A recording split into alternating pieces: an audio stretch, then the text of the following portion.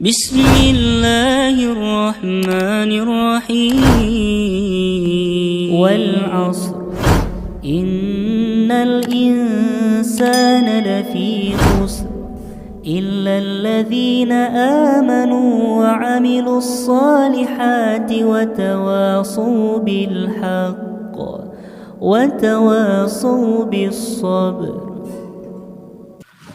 Ya, surah At-Taha atau surah Taha yang Anda maksudkan mungkin adalah wala yuflihus sahir haitsu ata. Tukang sihir itu tidak akan menang selamanya dari manapun mereka akan datang.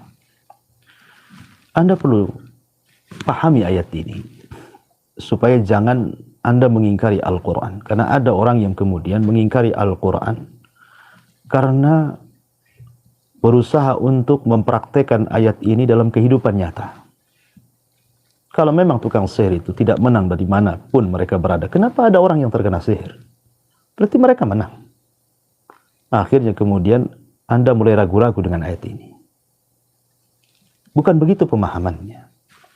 Anda harus paham bahwa ayat ini konteksnya adalah bercerita tentang Nabi Musa. Nabi Musa ini berduel dengan tukang-tukang sihir Firaun. Dan Allah subhanahu wa ta'ala menjanjikan kepada Nabi Musa, la yuflihus sahir haitsu ata.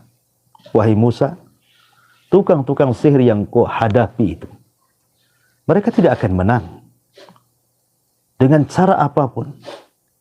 Walaupun jumlah mereka banyak, cara sihir mereka berbagai macam, mereka tidak akan menang melawan.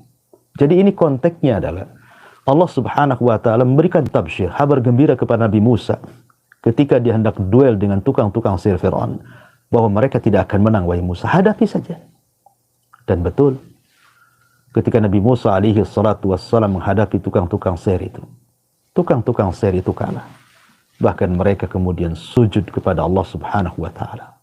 Akhirnya mereka pun dibunuh oleh Fir'aun karena dirasa berkhianat kepada Fir'aun. Sampai Abdullah ibn Abbas radhiyallahu anhu mengatakan, lihat tukang-tukang sihir itu. Di pagi hari mereka saharatun fajarah, tapi di sore hari mereka syuhadaun bararah. Di pagi hari mereka tukang sihir yang jahat, di sore hari mereka sudah mati syahid karena dibunuh Fir'aun.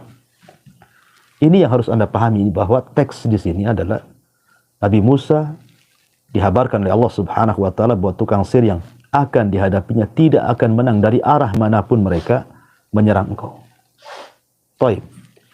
Kalau seandainya ada yang mengatakan, bukankah al-ibratu bi umumil lafzi la bi khususis sabab?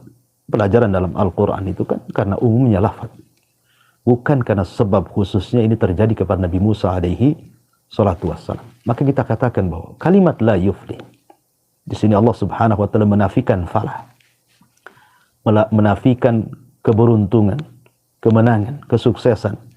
Setiap lafaz dalam Al-Quran ketika Allah menafikan sebuah keberuntungan, berarti ini sebuah kekufuran. Itu umumnya seperti itu dalam Al-Quran. Kalau Allah menafikan sebuah falah keberuntungan, berarti perbuatan itu adalah sebuah kekufuran. Ya, karena sihir itu sebuah kekufuran. Lalu apa yang dimaksud la yuflih di sini? Sebagian para ulama maksudnya, la yuflih di sini maksudnya adalah khairat dunya wal akhirah.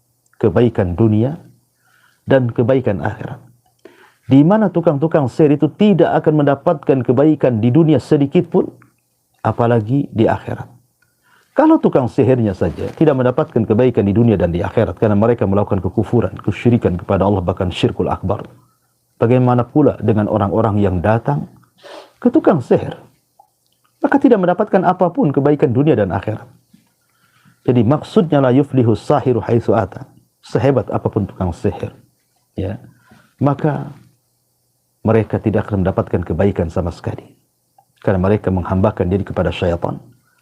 Dan di akhirat mereka dimasukkan ke dalam neraka dan dikekalkan dalamnya. Karena mereka membawa dosa yang sangat besar. Dosa yang tidak akan pernah diampuni oleh Allah subhanahu wa ta'ala. Kesyirikan. Karena mereka menyembah syaitan.